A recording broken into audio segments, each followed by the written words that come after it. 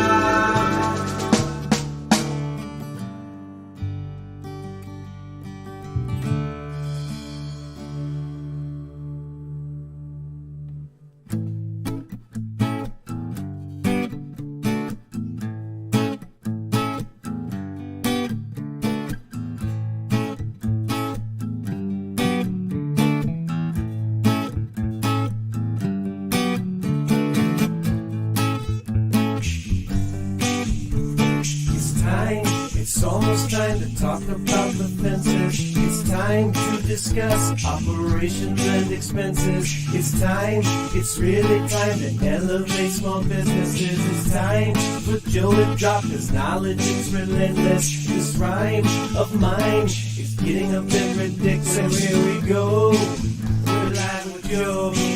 Enjoy the show.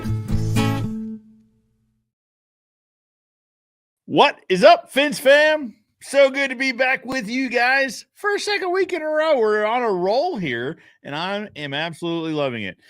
So, guys, if you're watching on YouTube or wherever you're watching, I guess, Facebook, YouTube, LinkedIn, appreciate you joining us live. If you're listening to the podcast, this is a recorded version of a live Q&A that we hold every Saturday from 10 to roughly 11 Central, 10 o'clock to whenever we get done talking about whatever it is we're talking about. Appreciate you guys listening. Like I said, if you want to participate, jump on over to either Facebook, YouTube, or LinkedIn to view the live Q&A. Guys, we are coming to you live from the Expert Professional Wood Care Product Studios. Thank you so much, Caleb, Ashley, and the team for sponsoring the live studio. If you guys are looking for wood stains, you can't do much better than some good oil-based stain that's low in VOC. It's a stain that doesn't stink. If you guys have read the intro or read the description, you know exactly who today's guest is. The one, the only, the Fence King himself. Dan, how are you, sir? What's happening, Joe Everest? Not much, buddy. You doing all right? Yeah, man, I'm doing great. Saturday morning, I'm ready to talk a little orange. That's right. I love it. I love it a lot. So when we were doing, we had a phone call a couple weeks. Well, no, earlier this week, I guess. It seems all these anyway, everything blends together. But we're talking about we'll talk about the podcast at the end of this show. But we got off the path for a few minutes. But when we got back to it, we're really talking about what we're going to talk about today. Yeah. And that is, I think we ought to talk about JobNimbus automations. It's something that, I mean, it gets talked about a lot in the social world, typically Facebook pages, about what automations are people doing, or they're maybe just how to do the JobNimbus automations. So they're pretty straightforward once you get a handle on them. But I thought we might take some time and talk about maybe what automations I use in my business, what automations you use in your business, because listen, we only have an hour though, so we can't talk about all of your automations because that would take the majority of the day, I think. Yeah. I think I gave you a little preview of that and scrolled through them, and it was just like pages of automation. Yeah, I've been working on them for a couple years, man, and I love them. So, and I want to talk about too how I got a little behind on my leads and how I filtered out. Yeah. How I filtered those people out that had already been, leads I lost. Unfortunately, that happens, right? Sure. Yeah. We lose leads, guys. It happens. So, I want to tell you how I did that. It was pretty cool. Absolutely. First, let's do this. Let's jump to the top and say hello to a few people before we dive into it, because I have a feeling once you and I get to talk about automations, we're going to get on a bit of a tear. So, guys, if you have questions about JobNimbus automations, leave them in the comments below. No matter where you're watching, I should be able to see the comments. Let's say hello to a few people. Ashley was the first one right off the bat. Says Big Ash Fencing. What's up, Ashley? I like that name. Wallace Wimmer is with us. Says, hey, Fence fam. Hello, Wallace. Now, Dan. It's my buddy. Do you see this? I love this guy. Protecting Your Radius podcast says, two legends in the Fence social game, the Godfather and the Baby Daddy. Hey, look, I can't help it, Nathan. You need to take that up with your wife, man. Robert Looker's with us. What's up, Robert? Says, hey, how goes it, my dude and dudettes? That's our resident Canadian right there. What is up, Robert? Glad to have you with us. CNS Vinyl. These guys are familiar. Down from Central Florida. What's up, CNS Vinyl? I bet it's nicer there today than it is here. It is a balmy, let's see. Oh, it's 52. Not bad. Okay. Yesterday we started out about 30, so, we're getting better. And that's your look at the Midwest weather. Shane Catton, we know this guy. What is up, Shane? How are you? What is up, Fence fam? Appreciate you jumping on. That's my buddy there. Yeah, I was gonna say he's been on the show a couple times. Been on your show a couple times here lately. That's my late night text buddy. I can always count. He's got a few Miller Lights in him when I text him. It's all right. It's all right. Corey Bigelow says, protecting your raised baby daddy. Corey's weighing in on this. He thinks there's lots of people in New Orleans that use that nickname for you. Baby daddy. I don't. All right. Let's talk about Fence stuff. How about that, guys? Fence Genius says, good morning from the Northwest. What is up, Fence Genius? Hey, Corey Bigelow was at Tony Thornton's original Super Summit. The original Super Summit. The very first one in Monkey Island. Yeah. And Corey was the winner of the get in free. So he got the free ride. Hey. And Corey and I on a late night expedition went around and stuck My Fence Life stickers all over everybody's vehicles that were there. And we totally covered Matt's Bronco. It was a good time. I bet it was. And Monkey Island, that's a pretty nice place, huh? Yeah. Like Shangri-La. Mm-hmm. It's where we have the Midwest chapter of the AFA. That's where we have our summer meeting. Bam is here. What's up, Bam? How are you, sir? Yeah, why the number 23 on the Fence jersey, man? So because it was 2023. Oh. So when that was from the nationwide trip down to, the trip down to see Nationwide, we went to a Lightning game and had that jersey made. So to commemorate the first time going down there. So it's 23. Wasn't it Michael Jordan's number? I think so. Yeah, actually. Wow, Joe. Hey, are you trying to say you're a tall, bald-headed black man that can slam dunk basketballs? Yeah, he and I have almost nothing in common. I mean, I don't have very many athletic bones in my body, but Jeremy is with us from Texas. What's up, Jeremy? How are you? Front Rock Fence is good morning. Happy Easter weekend. Morning, Dan White. Yeah, there you go. All right. Blanc stands for white in French. Okay. I was like, I don't understand the reference, but okay.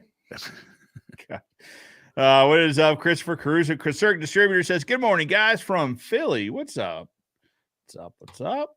You know this lady, Susan Worley. Oh, Hey, yeah. y'all. Hello, Susan. Well, I just saw a picture of Susan over in Vegas with, what do you call it? Fred Aluminum? Is that what you call him? So his name is, I can say his name is Brian Fredrickson, but he spells it differently. So here down in New Orleans, we spell Fredrickson differently. So when I see his name, I can't say it. I get blah, blah, blah. But when I think about it, I can say it because I'm like, okay, it's Fredrickson. Not a big deal. But when I see it, I can't say it right. So got it. I call him Brian Fred Aluminum since I can't say his name. So I also call Justin, Justin, the stain guy, Justin. Yeah. Menendez. Yeah, he's just Justin Magnesium. We just get that Magnesium. over. Oh, there you go. Okay. Yeah, we just get it over with. Oh, I'm real good with last names. Are you like going down the periodic table, or? Yeah, who knows, Joe? Listen, okay. It works. Become Joe Uranium or something. Yeah. Staying man, Kenny Dugan says, morning, guys. Listening to the show while performing some backyard chemistry. Well, I can only imagine. Just don't blow yourself up. Goliath Fence and Deck. What is up, gentlemen? Goliath Fence and Deck checking in. Good morning from Tennessee. Good morning. Good morning. All right. Well, Dan, I tell you what, let's start talking. Let's do this. Let's start with a basic. What is JobNimbus? JobNimbus is a CRM, which stands for Customer Relations Manager, I believe is the right acronym. I think there's a lot of people who think that it means a lot of different things, like client relationship or client. Yeah. It takes care of your people. Exactly. It connects you and the customer, makes you more efficient, makes you a hero, to your customer. A lot of good stuff with JobNimbus, in my opinion. It's, there's a lot of other CRMs out there. You might have Jobber, HubSpot, whatever, but they all offer some sort of automation. And when I realized that I can not only now be organized and keep on top of my customers, I also realized, wait a second, I can also improve my communication with them. And then I realized, wait, I can improve my communication within my office because at the time I didn't have a brick and mortar. Sure. I was working from home. Dylan would come to my house and work, or he'd work from home. My assistant was working from home. So then I realized we could have inter-office communications that were automated also. So if something happened at my assistant's house and she moved someone somewhere, then I got a task or an email, and I was like, oh, shoot, that person's ready to move forward. And I didn't even have to call her or communicate with her. Sure. It did everything for me, Yeah. So JobNimbus has done a lot for us in that situation. Yeah, it's just a huge platform, right? So you touched on one basis, which is communication, which is massive. I mean, communication is probably the one area I'd say that new fence company owners struggle with, right? Because there's a lot going on. When you're the guy running the company, there is a lot on your plate, and communication done correctly requires a good amount of time. And so unfortunately, that's kind of one area that falls to the wayside. But what we're going to talk about today through automations can actually be handled a little bit easier. Take that off your plate. Well, what I found is not only is it good for that 1-man, 2-man business. Yeah. But as you grow, I started implementing automations that I didn't have when I was smaller, because as you're getting bigger, there's more and more chaos and there's more and more hands in the deal. So then you realize, well, wait a second. Before I used to know that was going on. Now I don't. So I need to know that that's going on. Well, yeah, because you have a checklist in your mind. You just know, okay, well, when the job's done, I need to follow up with the customer. I need to verify the invoice is correct. I need to send the invoice. Once the invoice is paid, I need to send a thank you letter and get a review from them somehow. Exactly. You have that checklist internally, but when you bring someone on, they don't have that checklist, right? And you created that checklist through years of just honing what you're doing. So you need a way to create that checklist for every project, but the checklist changes sometimes depending on, if it's a wood fence, maybe you have warranty information that goes out or information about Postmaster Plus, whatever it is.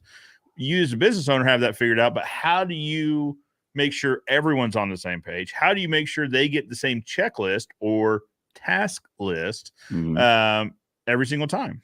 And I think automations helps with that significantly. Yeah. JobNimbus is amazing, man. Before we get into automations, I was sharing my screen with Joe prior to the show. And Joe, how quick it took us about 10 seconds to figure out how much money Hurricane Ida brought into my business. Am I right? Yes. Yep. Literally 10 seconds. Quick math. And then we were able to go back and say, hey, the storm hit. How many fences did we have to repair that had wood post? Yeah. And how many had postmasters? Which was like 30 to 30 1. to 1. And we figured that in about 10 seconds. Yeah. Really? I mean, so that's what a CRM can do for you, you know? Yep. And it streamlines your process, right? So it keeps everything in one place. Before JobNimbus, and this is going to sound like a sales pitch for JobNimbus. This isn't like a paid promotion or anything. I'm just we're giving our experiences with it. Now, JobNimbus, if you're listening, there are sponsorship opportunities available.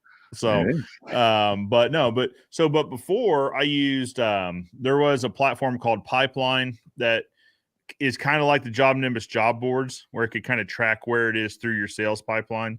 And so we kind of tried to use that, but it didn't have a communications. So then we would also have like a company email address that everyone could get into and see if their people were, their clients were talking to them or sending them emails, which that was all a bit chaotic because you were missing emails, right? Because I thought Jim was going to take care of that, or I thought that was Sarah's client. No, I guess that falls under my purview because the question is about this missed emails, right? So, and then we were using, I'll tell you, at the time, we were still handwriting estimates. So we were still going out to the job, writing it on a piece of paper, handing it to the customer, bringing it back. We were supposed to scan it, supposed to being the keyword, because 80% of them got scanned, maybe 75%. The rest of them went into filing cabinet, and we didn't have a copy of them. So JobNimbus kind of brought all the job tracking, right? The progress tracking. It brought in communications. It brought in the ability we run proposals out of that. Now they integrate with ArcSite, which is even nicer. Yeah. But all this is on one platform. So we were using 3 or 4 different platforms to kind of do everything that JobNimbus did. I'll be honest so we signed up for JobNimbus years ago, and then I got into it and I started working on it. I was like, this is too much. I don't have the time to figure this out. Can't. And so we left, and then we went to other well-known softwares in the industry that everyone likes to talk about. And none of them did as much as JobNimbus. They would all focus on one thing here or one thing there. We ended up coming back to JobNimbus and kind of our hat in our hands and saying, all right, well, I know I told you we didn't want to do this anymore, but now we're back. Will you please have us back? And they're like, yeah, absolutely. And also all of the data and information that's actually saved. So you can pick back up today and pick right up where you left, 8 months ago, 9 months ago. They were very, very gracious to have us back. Because listen, in the software space, I'll just say this. That has not been our experience with other types of software. When you leave, all of your data is gone. If you ever wanted to come back, you got to start from scratch. And anyway. So did JobNimbus still have your stuff when you came back? Yeah. Yep. They had everything saved. They had all our automations that we had built saved. They had just everything ready. Nice. And they took care of us. They did. And so I ever since that day, I've been a pretty big JobNimbus fan because they did a lot for us that he didn't have to do, So now, and then we started diving into automations because we had a a JobNimbus team member that was there, like our success manager, right? So just make sure that we got as much out of it as we could. Send us a bunch of videos, like, hey, you should start creating these automations, and they're really easy. Like you can have an automation that, hey, when a job moves, from job in progress to job completed, it can automatically create this task list for you.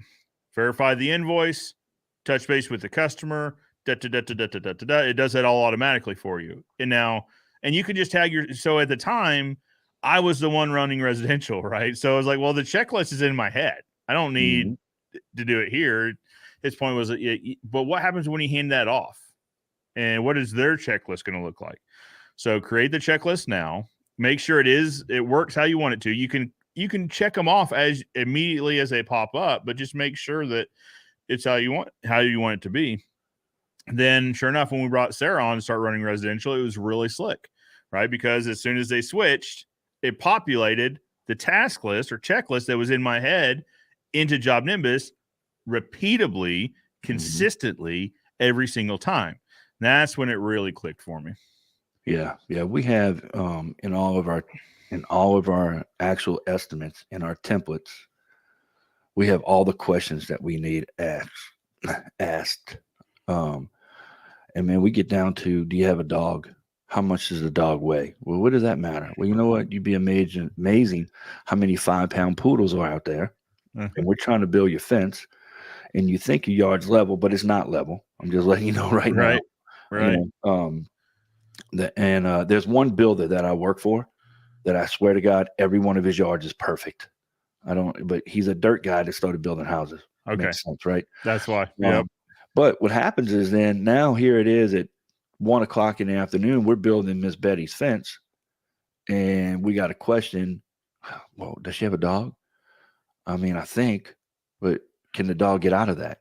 Now I'm calling Miss Betty. So we ask, do you have a pool? Do you have a dog? Hey, how much does the dog weigh? And the reason why I'm asking this is we want to make sure that not only we provide privacy and security, but we also keep those fur babies in, and we keep the other fur babies out that you don't want in. Yep. And that's going to matter because there's going to be situations we're going to run into in your yard where there's going to be gaps under your fence possibly because we want to keep the top looking pretty. And some people, they don't care about the top looking pretty. No, Get they those want it gaps close to the done. bottom. Right. So we have a template and a checklist of all those items down to who did the estimate, who verified the estimate, how we got the measurements. Did the customer give us the measurements? Did we do a virtual fence designer? Did we use the GIS, whatever? And, style of fence, type of wood. Is it wood post, postmaster? It's a total checklist. Yeah. And that's just done through building this task list out through an automation. It takes some time. It does to build it out, but then you spend that time all on the front end building it out. And then every time it hits that automation, you save that time. You save that time. You save the time. So you spend a little bit more time because you do have to think it through and actually build this out. But the amount of time it saves. So when we were talking about, on the podcast, when we're talking about this and thinking about why automations are important, I went through and started thinking about it, like, wait a minute. So when we're only talking about customer touchbacks, right, or customer just touch base with customers on one segment, proposal follow-ups, right? So it used to be, I would, every 3 days, 2 to 3 days, follow up. Hey, just want to make sure and see if you have any questions, this and that. You need help, whatever, right? So those I would do manually every single time, right? And then I got smart and I'd save them in Word, so then I would just copy and paste them. But that still took time, right? So now we just have pre-filled email that can pull from customer first name, right? Customer first name. Talk and just want to check in with your project, with your fence project, and pull in city name, fence project in Ozark, whatever it is. And we can just, as soon as we move it to the job board, email goes out like clockwork. And we can get into this here in a little bit if you want to, but I like how your boards are set up with a special symbol to know, hey, before you move this, as soon as this job hits that board, there's an automation happening. And so it is going to happen whether you want it to or not, because it does happen automatically. Yeah, so we found out that in the automation of JobNimbus, 6 minutes before they get the automation equates to 5 minutes in real world time. Because I Yeah. guess it takes the system to get everything. I don't know, man. I still picture Justin Judy in a diaper running around on the inside of my computer. But so anyway, that's what we figured out. So all our automations are 6 minutes. So really, in real world time, you got 5 minutes to. You drop it in the wrong column, you got 5 minutes to get it out. But we also have a notation for our guys or our team to know, hey, there's an automation on this column, so you better think twice before dropping them into it.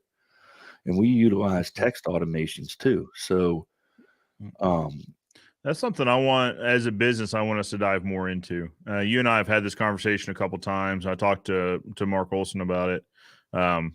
The taller Mark, the JobNimbus Mark Olson. I call him 7 foot tall Mark Olson, and then Mark Olson in Florida, I call him flip flop Mark Olson. So makes it easy. Makes sense. Makes sense. Yeah. But what I like about the text automations also is because not only can I say, Joe, we just emailed you your estimate and it drops in the email address we have.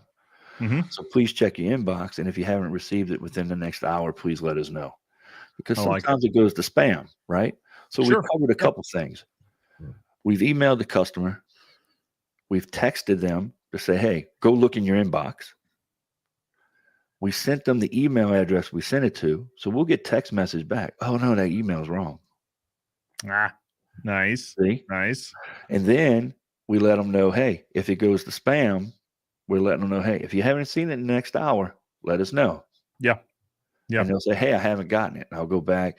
All right, go check this email address, whatever. Yeah. And sometimes it doesn't go through, and I got to drop it into a Google Doc and send them a Google link, to open it up. It happens. It's software, right? Well, it's software playing nicely with each other, because it depends what operating system they're using and what mail software they're using.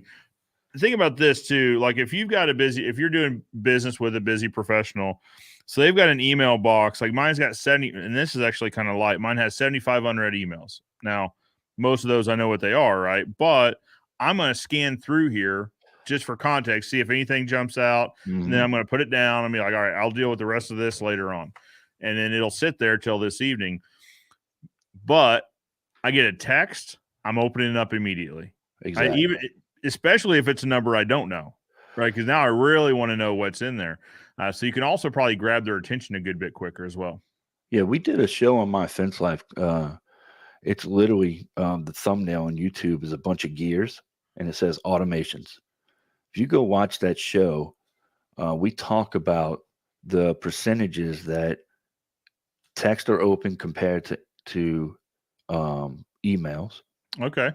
We talk about the percentage of hyperlinks that are clicked within an email versus a text. Yeah. And it's all texting, man. Emails on the back burner. So, and this is just my ignorance on the texting platform with them. Can you send a link to the proposal through the text, or they need to go check their email?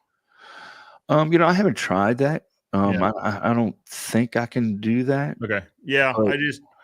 But we use links like to go leave a review. Yeah. We put a link in there to go to our payment portal. That is a huge automation. I'm going to add that to our list, Joe. Yeah. But the payment portal.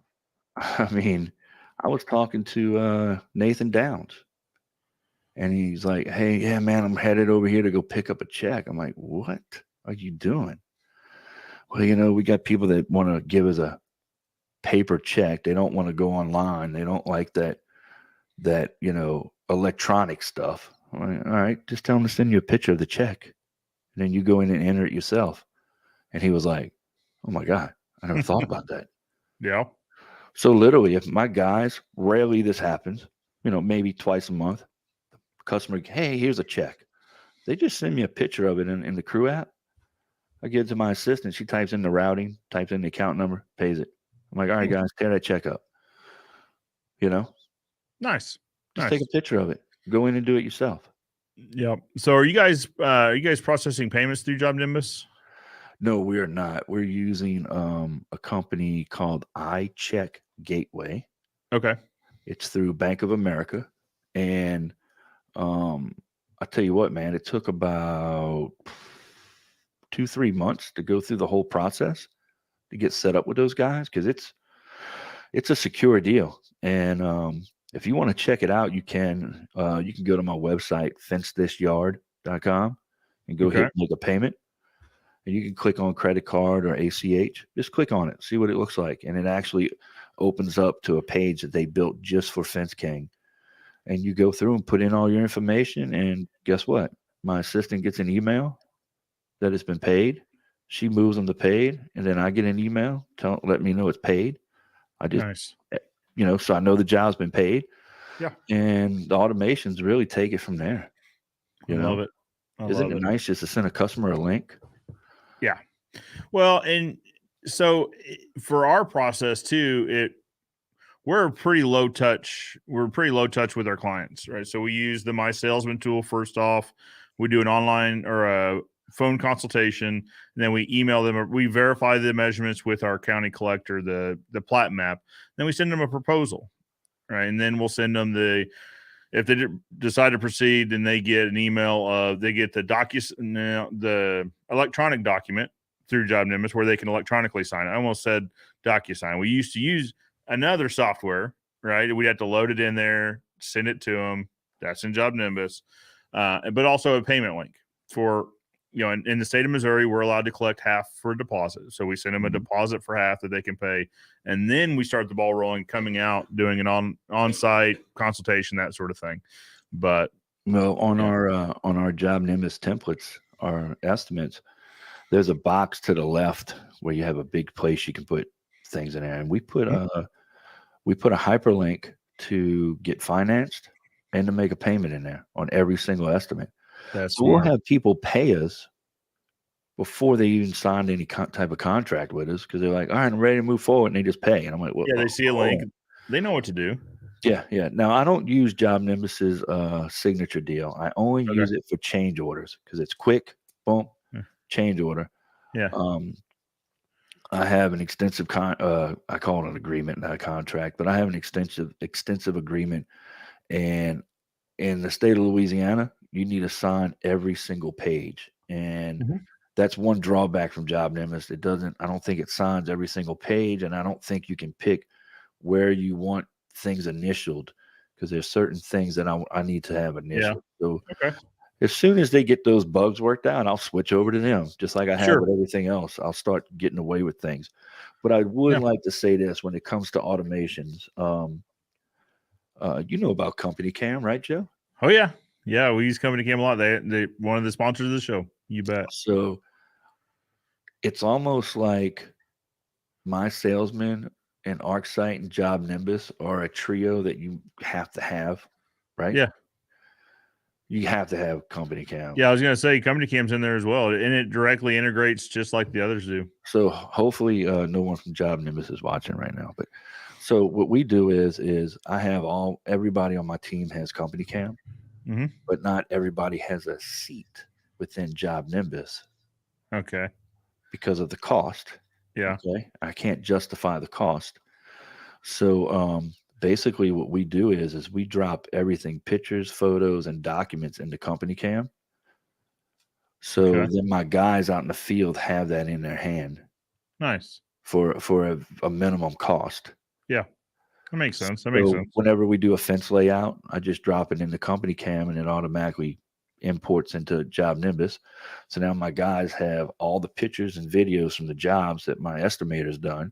Yep. We've got the fence layout that my estimator did when he was out there. He's got the final fence layout and he's got the material list. All for that one job. All in that one spot. But nice thing too I like about Company Cam is when they pull up to the job, it'll tell them which one they're at. Right. Where in JobNimbus you go search for the name. Hey, this is the Crowder job. So I got to look up Mhm. Crowder, and hopefully I get the right Crowder job, because there might be two. If it's Smith or something common, like hopefully I get the right one. All right, am I on Livingston Street? Nope, I'm on what? Whereas Company Cam, you pull up and it goes, "Hey, we think you're at this project," because it uses located tags, location tags in behind the picture, so it knows where you're at. So Uh-huh. it says, "Hey, we think you're at the Smith job on Sunset Street." I absolutely am. So it probably also takes a little bit of margin of error for that out of it for that as well. Yeah, it's nice, man, because they'll get an email. My guys get an email with the actual name of the job. Yeah, They just copy and paste it into sure. Company Cam, pulls it up. They click the address, opens up in the maps on their phone. So I kind of like that system a little better. And plus, Sure. I don't have to worry about them going in and messing anything up in my JobNimbus. Sure. Yeah. Or poking around or whatever they might, that's what people do, right? Sure. Sure. Sure. So Company Cam works really, really well for us with that. Nice. Really well, man. Well, Dan, let's start getting into some automations, because I think this is a conversation that's going to take a little bit just to work through. Let me share. Make sure where it's at when I force share. Okay. So, all right. So this is part of our automations board. Why don't you walk us through? Let's do this, Dan. Let's walk through just a basic automation. Let me just add an automation and have you kind of go through what would you say, Dan, if you were starting from scratch, if tomorrow you started a new business with a new JobNimbus account, what do you think your first automation would be? Oh my. There's a lot of them, I know. I think my first automation would be I would as soon oh my. Well, maybe let's go through the workflow. I'll tell you what it would be.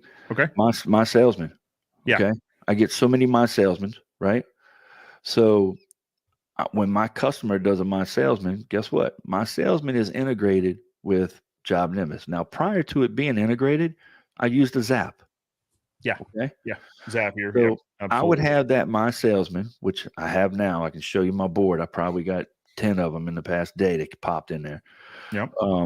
I would have my salesman drop into a column. Okay. So I would have it drop into a column, and then that person would get a text message or an email saying, "Hey, we received your online estimate. We'll have a salesman get back to you on the next business day." So here's probably how that would look, right? So let's just go right down the list. So that would be event based, right? So the event being that my salesman the contact is created through my salesman. Mm-hmm. Now, so there's a lot of events here, but Right, contact is going to be the first one. Exactly, because you haven't created a job for this customer yet. They're just a contact. Yep. And we got to figure out what's going to happen with them. Now, we don't want it to be every contact created, right? Because we're also creating them within the office, and the salespeople can be creating them if they're out in the field, they see a neighbor. So we don't want everyone to get this. So we're going to add a condition. Correct. So, and we can say, so if status. Yeah. Oh, so you do? Okay. So you're going to say if status is equal to, and you're going to have a my salesman. Yeah. You just, yep. Or you can leave it as lead. Yeah. Because we have my salesman, we have answering service, we have drop cowboy, we have online forms. Mm-hmm. So those are all our very first job. How we get them? Was it an online form? Was it a pre-qualification finance form? So we have columns, and I could show you that on my screen when we get a chance. Sure. And they drop into there. So just leave it as a lead. The status is a lead. Yep. You save it. So now it's only going to affect. But here's an important part, though, Dan. Only if the status is modified. We learned this one because if you take this off, then every time you make a change in that customer's information or anything, it restarts. Right. Yes. So if you update the start date, or if you do anything in the job file or the contact file, it'll refire it unless you say, "Hey, I only want you to do this if the status is modified, not every time something happens within the status. Yeah, you go into the contact and you change the email address, it's going to start all over. Yeah, You don't want exactly. that to happen. Exactly. You know? So if the status is equal to a lead, then the action would be, so what do you want? It's an if then statement. If this, then that. All right, So we so could if that create a happens, task. I would send a webhook. Well, you can send a text message now with JobNimbus. I use webhooks because I don't use JobNimbus's texting yet. I'm waiting for them to get voice and text, and once that happens and everything's ironed out, then I'll switch. Yeah. But until then, I had to outsource that, unfortunately. So you send it to a webhook, but if you were just doing an email, you could just simply send email, continue, and then you could select, which email template. We've got a few, but which email template they would get. So you might have an email template that says "Welcome, my salesman welcome letter," right? Yep. So then you would click that, and you've got this template made, and it's going to drop in their name, it's going to drop in their email, it's going to have a signature, whatever the case might be, with a body and a subject. You mean it's everything. Yep. And you literally just let that baby rip, man. Yep. You can select who it gets sent to.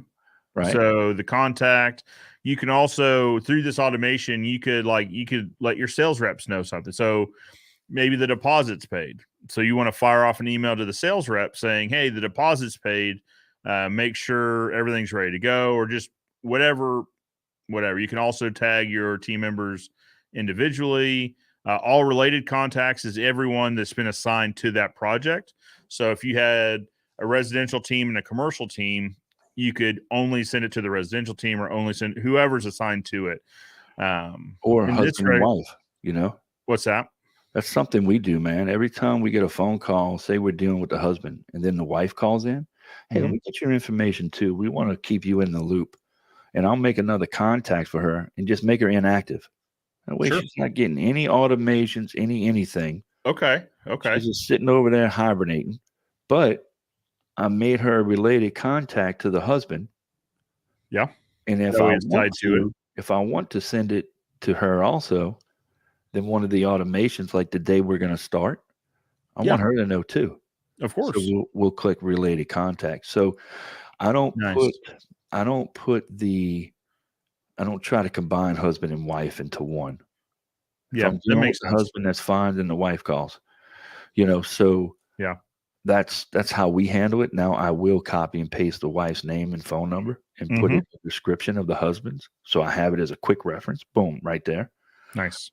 But if I don't create another contact for her, when she calls, her phone calls don't get recorded. Her text messages don't get recorded. Right. And how many times the husband's, I don't know, just call the fence company.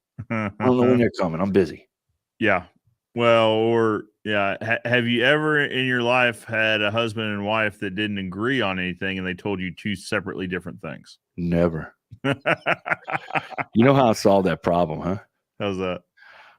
When we're on the job and husband and wife are arguing, it is the worst, because now the job's at a standstill and you got to sit there and watch Bob and Betty argue. Yep. Right? Yep. So I learned after a couple of years of trying to be polite, I said, look, I can solve this problem right now for both of y'all. And they're like, really? I'm like, yeah. Who's writing the check? And the wife will be like, I am. Okay, what do you want? Pretty simple. Dials it in pretty quickly. Dials it in quick, because you know what? I want to do what whoever is writing the check wants done, because that's the person that's going to be writing me a check. And I don't want the husband writing me a check because I'm sided with the wife. Right. And he's hesitant. So that's how I solved that problem, man. Who's writing the check? Who's writing the check? I'm writing the check on this one. I took this money out my 401k. All right, Betty, what are we doing? I like it. All right. So getting back to the automations here, let me kind of show you how we built out my salesman. So this is kind of goes to show there's 5-6 different ways you could probably build one of these out. We'll say it's when the contact is created or modified. So our condition is, so every time it comes in here from my salesman, it goes to a specific board that then the sales rep or referral source is my salesman. So we'll say, knowing that, we'll say, okay, so if the lead source is my salesman, and again, we're going to check this only if the lead source is modified. So that way it's only firing this. It's not firing it if you change the email like you had said earlier. And then we've got an email that just says we're going to send an email. Let's see. So it's going to be called Quote Tool. Where is it? Now, see, I don't use the lead source. Okay. Well, see, our problem is, so we could be getting, well, and I guess you could segregate it by board too. Well, the reason why I don't use the lead source is because, yes, it came in as a my salesman, but really it was a referral from Joe next door. Yeah. Yeah. So it just so happens that that's how they ended up getting to my system. So sure, I don't use lead source. I use because I change it. Once I talk to that my salesman customer, hey, how did you get our number? Oh, well, Bob next door, or I was on Google. Yeah. Okay, so then I changed the lead source to Google referral. Saw my trucks, whatever the case might be. So that's why we don't use that one, because if we were only to change for it, the initial one. So we change it. We would change it. It has to be changed to when we move it forward to the proposal process. This is only for that initial, so that if someone from the office were to put it in and they would put it as referral source of, referral or Google or whatever, they just don't get this, which you can also segregate it by job board too. I mean, and I think that's the point, is that you could set these things up any number of different ways. You could say, or if the sales rep is, if it's from, and actually you could have multiple conditions here, right? So if the lead source was my salesman, but, and we could say the sales rep is me. So then we would send it the email that's specific to me. So it would have like my signature on it and stuff like that, because we'll have, let's see, online quote. So we've got the initial contact for myself and for Sarah, because we're both a first point of contacts. So that way I know, and we would just duplicate this for Sarah's and change it to hers. But that's way it seems a little bit more personalized. We would send it to the contact. Yeah, I'm still using mine a little vague. It's just Fence King. That way, okay, it's just one. And then because, I might have Dylan going out on a job and he's tied up, and Zach's like, Zach, go run over and take care of that. Yeah. So we just do Fence King. Okay. But yeah, man. I was looking. Let me see here. We're both scrolling through our computers. So my very first one would be that. I'm looking at my board right now. I've got 5 leads that came in, and they all have gotten automations. If you want a second, let me share real quick. I got a couple things set up. Bear with me here, Joe. No, you're good. You're good. I don't know which board. There we go. Perfect. Share. Okay, so here's my leads board, and this is just my contacts. That's why I have a C right here. And if you notice, I have these little asterisks before everything. Those asterisks tell me that there's automations in those columns. Okay. So since we left last night, we've gotten 5 my salesmen. Now these my salesmen all have gotten a text message. Okay. So I don't know if I can just switch. I can't switch. I got to switch on. I've got to hold on, Joe. Very good. So what happens with this is, stop screen share. I'm going to show you my other screen. Okay. So I can keep everything relevant.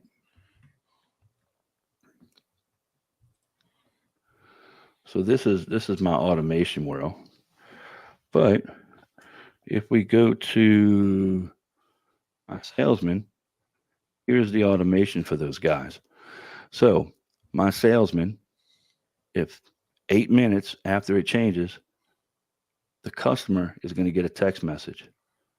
And I use webhooks. Okay. Okay. If I get an online forms app that comes in, customer gets a text message 8 minutes, 3 minutes later. Okay. I don't know why this is 8, but whatever. Sure. A financing form. It creates a task. So it does a couple things. So when I get a form that somebody wants to get finance, it creates a task, needs financing, and it goes on my calendar, and then they get a text message saying, hey, thanks for reaching out to the Fence King, blah, blah, blah, blah, blah. Mm-hmm. I don't even send emails. It's a text. And the reason why I do text is because I make them put in their phone numbers and it's required. And especially on my salesmen, I make them get a confirmation code that we're getting the right phone number. Okay. Okay. So that's how we go through and use our board for here. I'm just going to use the same one.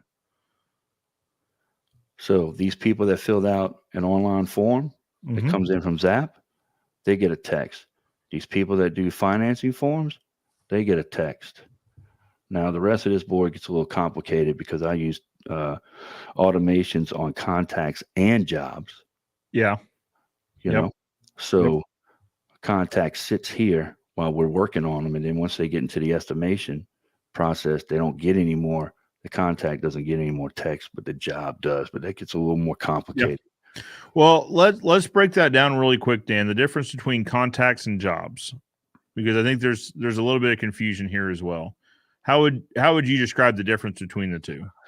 So I look at them as parallels, right? So I have the contact, and while the contact the contact's job is moving through the needs appointment set, appointment is set, ready to move forward. While it's moving through all this, the contact is sitting in one place, and that contact is getting text messages every 2 days. Okay. Every 2 days, they're getting a text message saying, hey, let me tell you more about the Fence King, and it's a link to a video, and it might show them information about our financing, information about our postmasters, information about I don't even know what they all are, Joe. Sure. I'd have to look, but there's a group of them. Yes, there's a group of them. So they're getting all this information, and then when my sales guy shows up, they're asking questions that normal customers aren't asking. And that's because they're getting these text messages. Yeah, you're educating them throughout the process. Exactly. Now, and so you're doing those. So let's talk about this. Let me pull up this again. I'm gonna show you what I'm talking about real quick. This is a great automation for a brand new customer. And let me see. I'm gonna present, and let's make sure I'm doing this right, guys, because Joe uses a different platform than I do. Yep, this is it.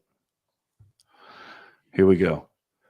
So they get my quality building materials video. Yep. Okay. An hour after they get into my system. 2 days later, they get a video about my financing options.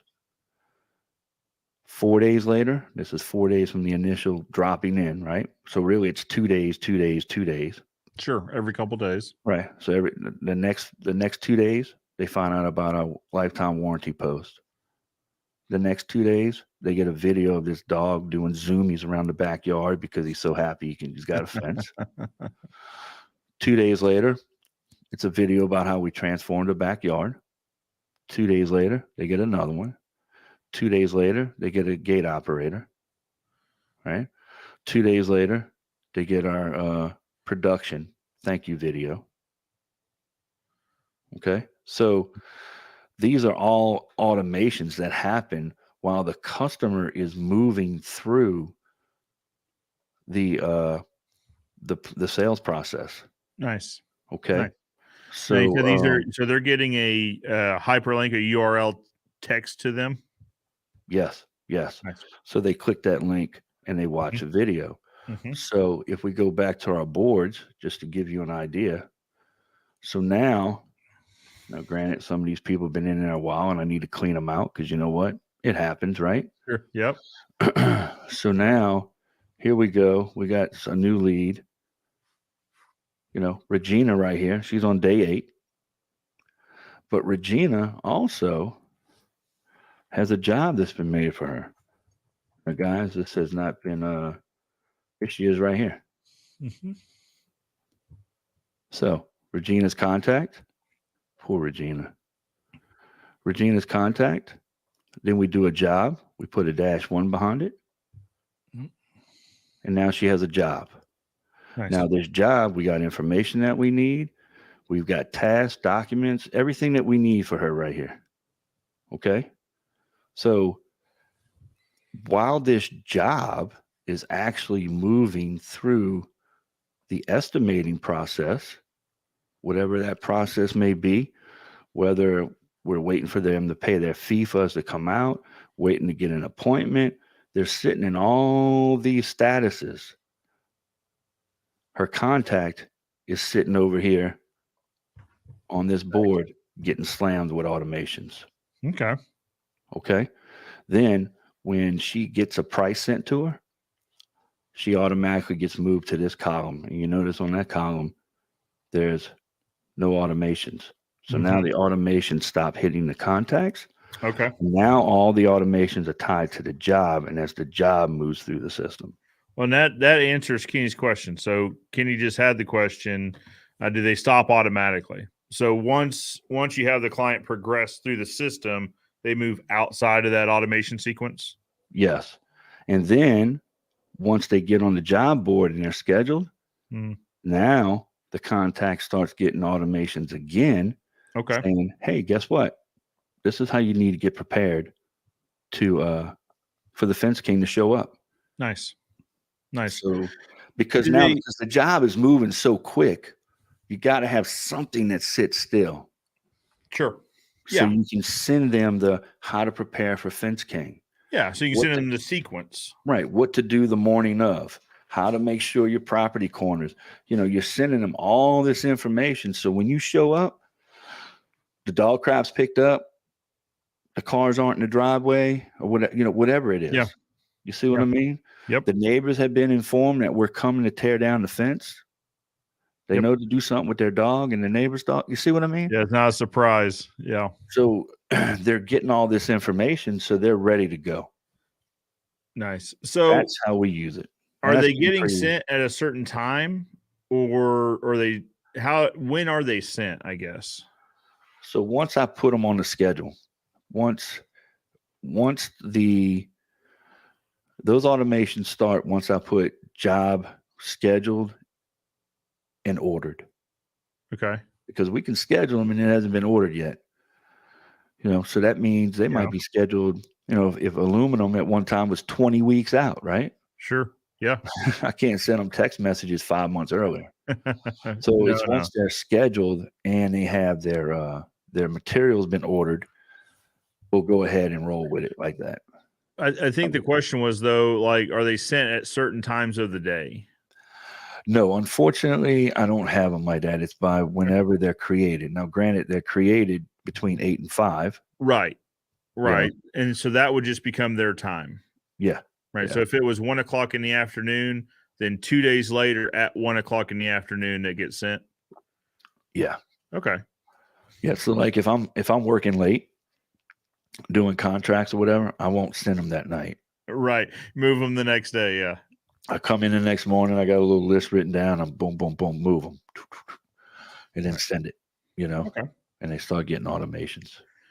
The link in the text, Brad's got a good question. Can you track how many people click the links and view the videos? Yes, we do. Nice. So Joe knows me pretty well. So they're all vanity URLs, and I can track them. Yep.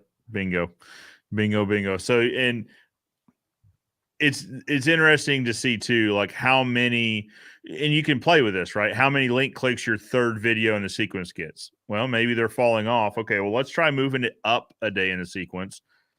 See if that helps. Do we see more link clicks then, or do we move it back a day or whatever? Yes, Tracking is everything. You can track them, man. Benji is a huge help with that. He keeps up with all that stuff.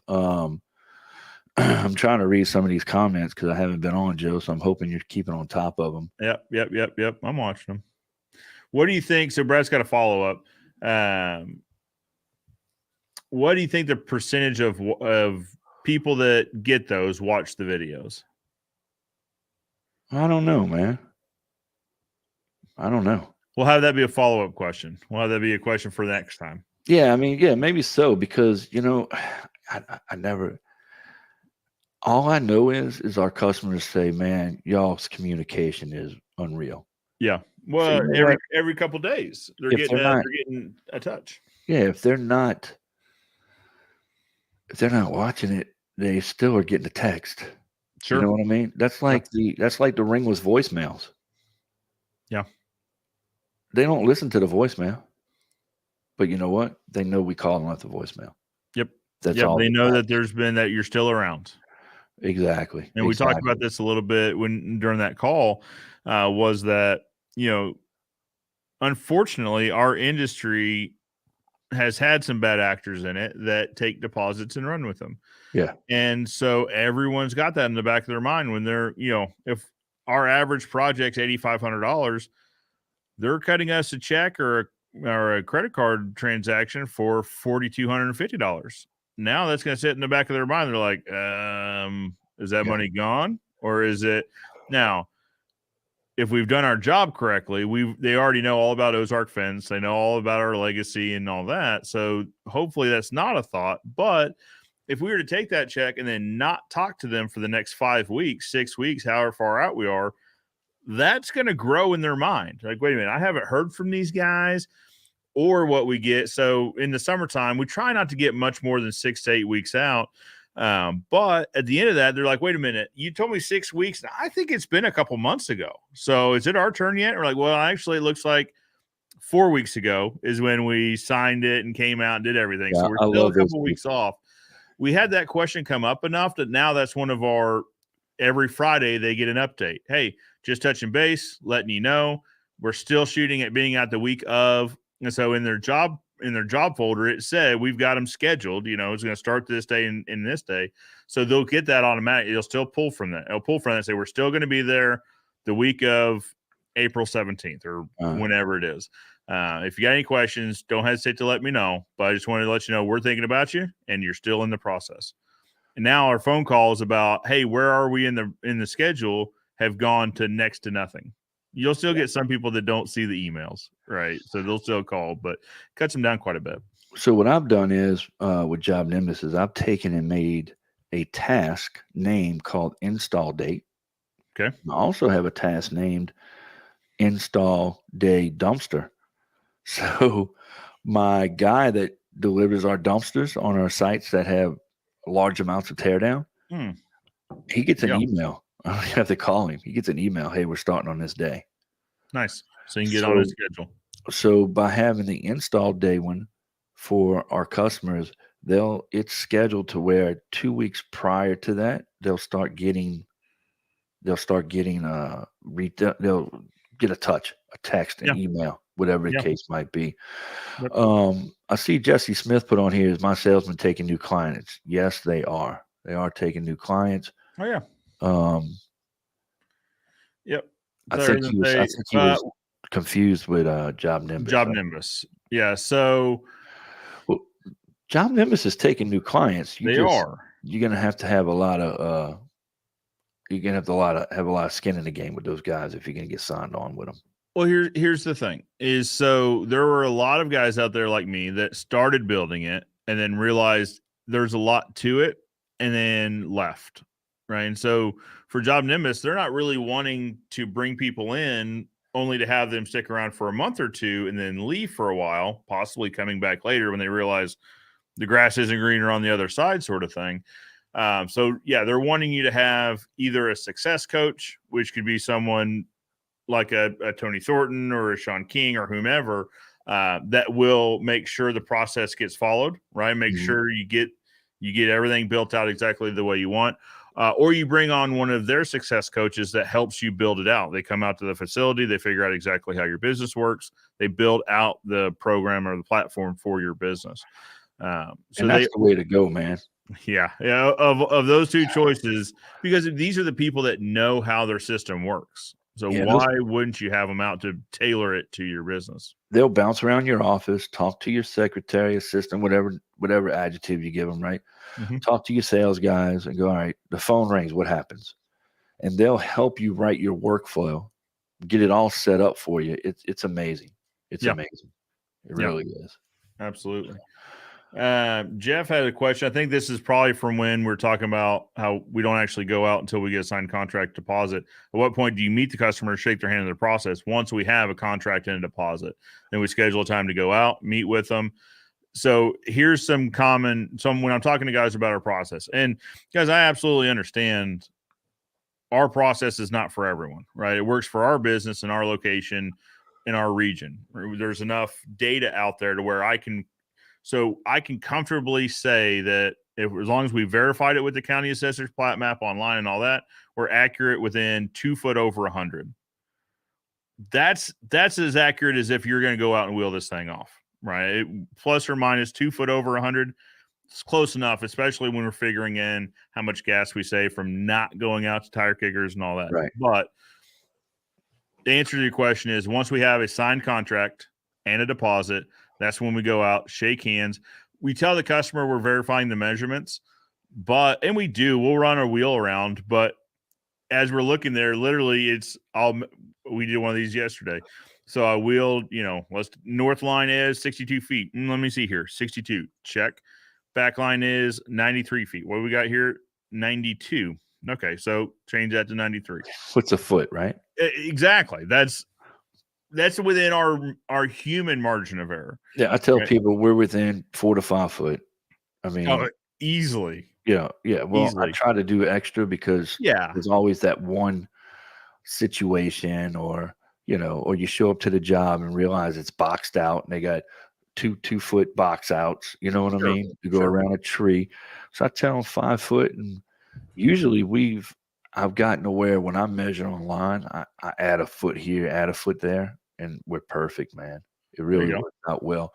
But another thing that we learned to answer Jeff's question, because I know Jeff's a big component of, what about talking about things for large companies? I had everything so automated that it was just too automated. So I went through and started plugging in personal touches. So during the process, my assistant will get an email, a task.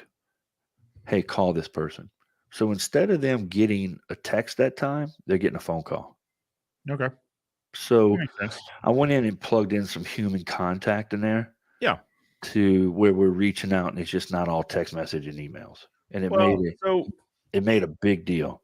Yeah, and as the company grows, it actually becomes more useful, right? So there's an automation in ours that when our team leader when the job's done, tools are back on the truck, they've done their walk around and everything's perfect, they move the job to work completed.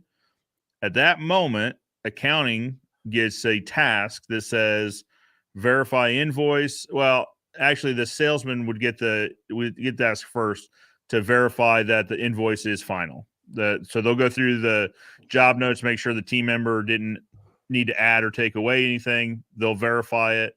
Then they'll put it to ready to invoice. That sends accounting a task that says this is ready to invoice, send it out. Also, so we don't integrate it directly with QuickBooks. You can, but we don't. So also there's a QuickBooks audit. So make sure that everything matches in QuickBooks. It's in JobNimbus. Send out final invoice. And then we've got an automation where if a payment isn't received in 5 days, it automatically generates a task for the salesperson to reach out, make sure everything looks great, offer to swing by, pick up a check. If it's 10 days, so our terms on residential are net 15. So at day 10, if we haven't received it, they get another touch that says, this is getting close. let's touch base, make sure everything's fine. And then if it goes past, then there's like a series of collection emails and stuff like that. But as our team grows, it's easier just to plug people into this process, right? And, in today's day and age of remote working, if you've got a sales force that works remotely from the office, then they're getting this touch base, and they didn't even have to get a call from the team member or the team leader that the job's done. He moved it over. It sets forth the sequence of events that sends tasks to everyone. It keeps them all connected.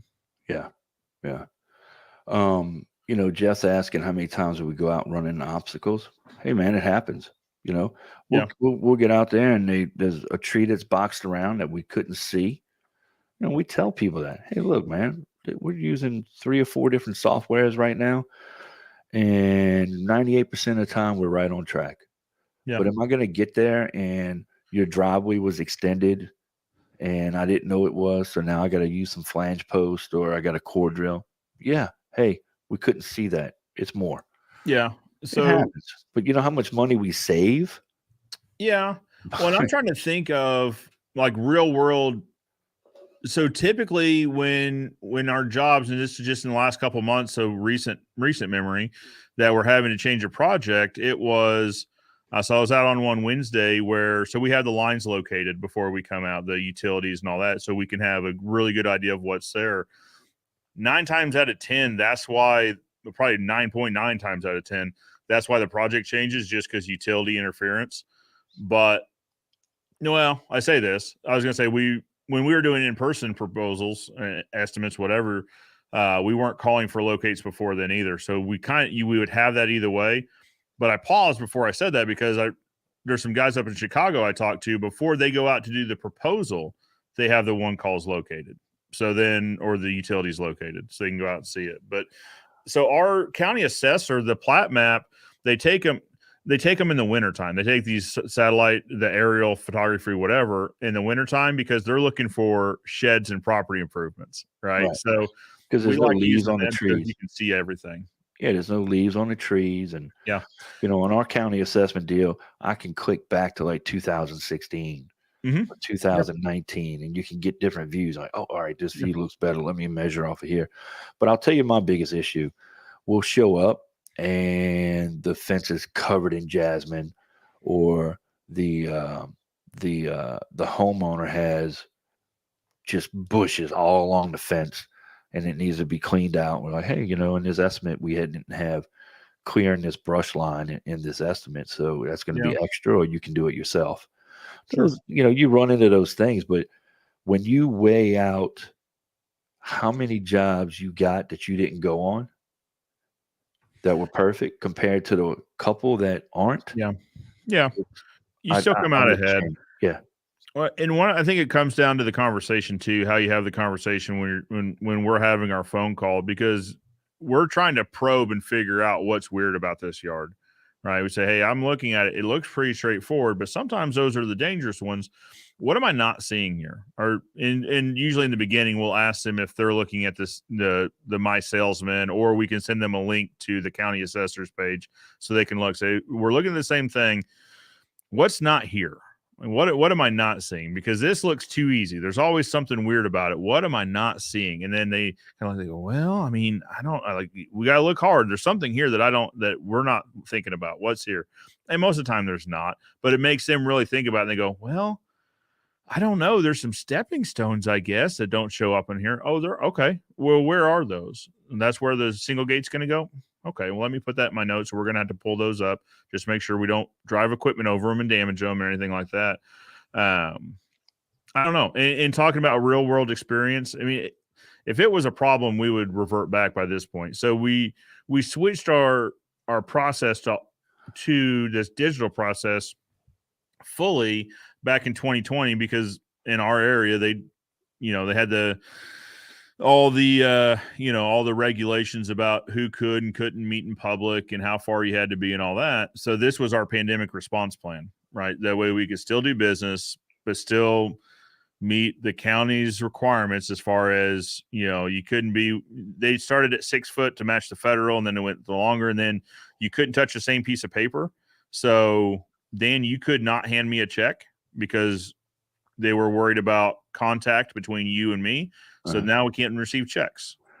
Interesting. So how does that work? How do we process those payments? Well, electric check or electronic check, right? We couldn't go knock on their door because we would be in their personal residence or near their personal residence. So then we got to online quote tool.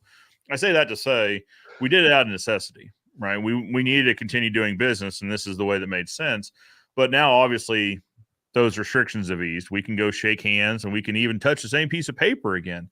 But we didn't have enough problems to warrant going back to it. And to your point, Dan, it saved us quite a bit of time, quite a bit of fuel and wear and tear on vehicles doing it this way. Now, are there some people that don't want to follow the process? Absolutely. They want someone to come out and measure their yard because they feel like their yard is incredibly special. I think we all know there's nothing that's too really crazy that you can't do like this, but maybe there is.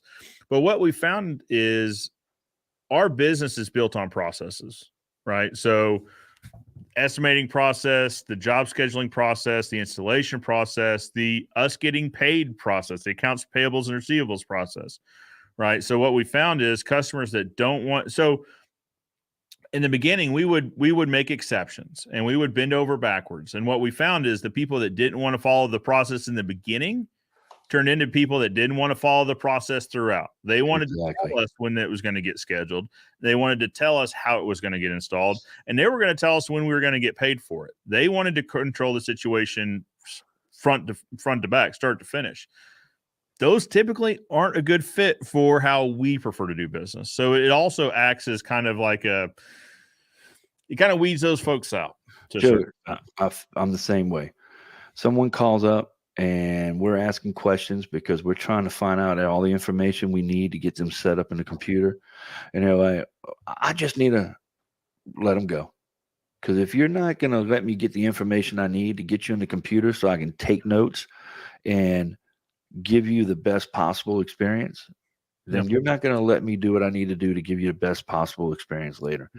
And I've had customers that are helpful in the beginning, and then they turn into these monsters that don't want to follow the process.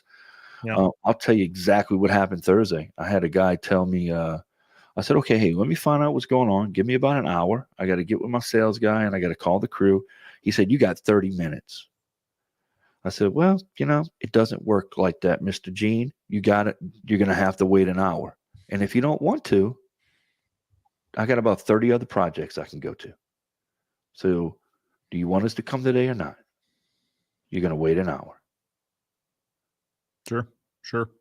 And then, is he willing to follow the process or not? Yeah, he gets upset. Oh, it's all about you. No, it's about us making sure we can take care of you. Right. So you kind of got to force their hand a little bit. That's just me, man. I do things a little differently, though.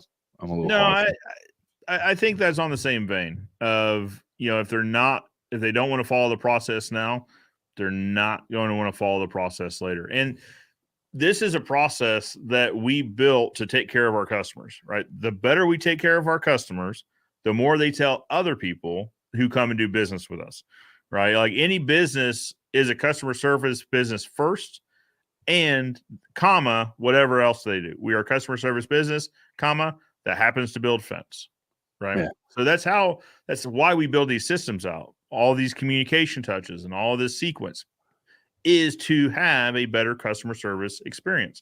The reason we do the online quote tools, we can do 8 to 10 proposals a day. So we could likely get you on the phone and get a proposal to you tomorrow. Back when we were doing on-sites, our on-site estimators could typically, depending on the area, conduct 3 to 4 of those a day and provide enough time to spend and talk and all that. So we've doubled our proposal output, right? And which means we've cut the wait time in less than half.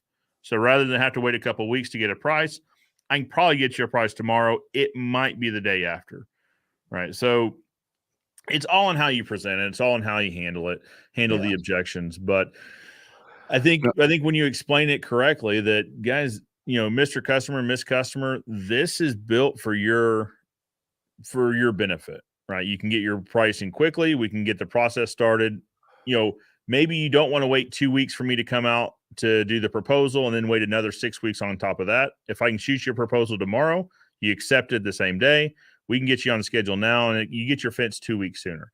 But that's how we present it. Not for everyone, I suppose. Yeah. Well, look, I want to get back to our my Google Doc here, some things that I have, Joe. Just some simple, if you want to start off simple automations that you can do. I have a lot of inner office communication that we do. One of them is I'm going to read them off real quick, and because then I want to tell you the story of how I followed up on like 300 leads and absolutely, in no time at all. This is what here at Fence King. This is what we do. We have an automation inside the office here. We call it our inner office. Appointment needs to be scheduled. So sometimes when they call, the appointment can't be scheduled right then and there. There's some things that need to be handled. So they'll fall into an appointment needs to be scheduled deal. So the salesman can actually call and schedule that appointment. The customer gets an appointment reminder text 24 hours prior to us coming out. So we have it set up to where once the appointment is set, 24 hours prior, they get a text message that says, "Hey, Joe, we're going to be coming out around this time tomorrow," because we can't know what time it's going to be. The automation doesn't know. "We're going to be coming out around this time tomorrow. There's about an hour and a half window. If you have any questions or you're not going to be available, just let us know." Nice. If we have customers that say, "Hey, we're not going to be there when you come," then we have another automation. "Hey, just a friendly reminder, we're going to be in your yard tomorrow around this time. We know you said you weren't going to be home, but we just wanted to let you know that we're going to be there." That says, "Hey, oh yeah, I got to lock the dog up tomorrow. I forgot. Those guys are coming," or whatever the case might be. "I got to unlock the gate, and I don't have my sales guy calling all these people. Hey, you going to be there tomorrow? Hey," and then they start playing phone tag, and then we got all these voicemails. Simple little text. It works great. Customers ready to move forward. As soon as somebody drops a customer in, create agreement or ready to move forward, everybody in the whole company knows. So everybody knows, me, Dylan, Zach, my assistant, we all know, hey, this guy's ready to move forward. We got to get on top of this. Okay. Another one we do is when the agreement is signed. We know the agreement is signed. I get an automation. It's signed. Well, I move them to payment options. Now they start getting slammed with, "Hey, we signed your agreement. We need to go ahead and get a payment so that way we can get this process moving forward." Another one, when they pay their retainer fee, then I know I need to schedule the job. Yep, it's paid. Let's get it scheduled. Let's get it ordered. Just simple inner office things to make things work a whole lot easier. When the job's completed, now I know I need to send the guy a bill, or my assistant gets one. The guys will say, "Hey, the job's completed." I'll move it over. She gets an email. "Oh, I need to bill this guy." Yeah. Simple inner office stuff. Let's see. Oh, once they pay the final deal, they get moved into review request. And we pound them for 2 weeks for a review, but I also have 350 reviews and like 345 of those are 5 stars. Yeah, I want to talk to you about that offline. And that would probably also lead to a good follow-up conversation here on the show. But we use, well, you and I use the same people that you used to use for the review. You still using those guys? For now. They're way overpriced. True. And they're becoming less and less effective. So I don't know if it's something in their process, but when we look at percentage of projects completed that lead to any review, like not just we're weeding out for 5 stars only, their reviews per job complete or as a percentage of completed jobs just keep falling month to month. So when you're paying $200, $300, $400, $500, $600 a month to have a review platform to help get your stuff out there and get it, it's crazy, man. I pay $75 a month. And if I don't get a review this month, it was only $75. Right. It wasn't two, Right. three, four, five, $600. Yeah. Okay. Yeah. Our cost of review is pretty crazy at the moment. Yeah. That's insane. Yeah, I got rid of it. Let's do a follow up. Let's do a follow up show on that, because I think, again, another subject that a lot of people are interested in. Then the next thing is, once we get a review, and look, if they don't do a review after 2 weeks, once the final review request goes out, then we get a task. Hey, it's time to move this guy to thank you card. Shows up on your calendar. Okay, Yeah. boom, moving the thank you card, mark the task complete. And then when it gets moved to thank you card, then secretary gets a email, send them a thank you card. Yep. Same thing when people make a payment. We have a payment portal. They make a payment, we get an email. Payment's been made. Yep. Yeah, we do the same thing. Well, we don't do an email. We'll do a task. It'll attach to the accounting, but also to the salesperson. That way, everyone knows, hey, payment came in, that sort of thing. But you can. Well, the reason why I say email, it's if you create a task in JobNimbus, you're going to get an email and a task on your calendar. Mm-hmm. So that's why we do tasks for everything. It's almost like a redundancy. I'll go through, clean my emails, and then go to my calendar and go, oh, crap, okay, let me clear this task, this task, this task. Yep. So we make sure that we know it's done. Well, and you can change the dates on the task too. So like when ours goes to project scheduled, it automatically creates a task to schedule for locates. Well, for us, we can only schedule locates 2 weeks in advance. So we'll have to wait until, like I said, if we're 6 or 8 weeks out, we'll have to wait a few weeks. So then we can, all right. So if we're going to be there, whatever, on April 20th, that wouldn't be a Monday, but 2 weeks prior to that, on a Friday, we scheduled the appointment. And you can change the dates and the importance of the tasks too. So like mine, I sort by date, closest to my date, and then work my way backwards. But tasks are interesting. I think it's a great way of keeping a whole team on task, on the same page. But you can also, like on the payment received, like we could now individually we send out tasks, because that way if the accounting clears it, the salesperson still has it on there. But we could also say, so the thank you note goes to the salesperson and the admin, but they're both on the same task. So as soon as one person clears it, it's off the other person's board. So then that's what we do. Nice. Yeah. So same, we do that with thank you card. We do that with a couple of other ones. Voicemail follow-up, that personal touch. Yep. If she does it, it pops off of my calendar. I constantly have to refresh my calendar.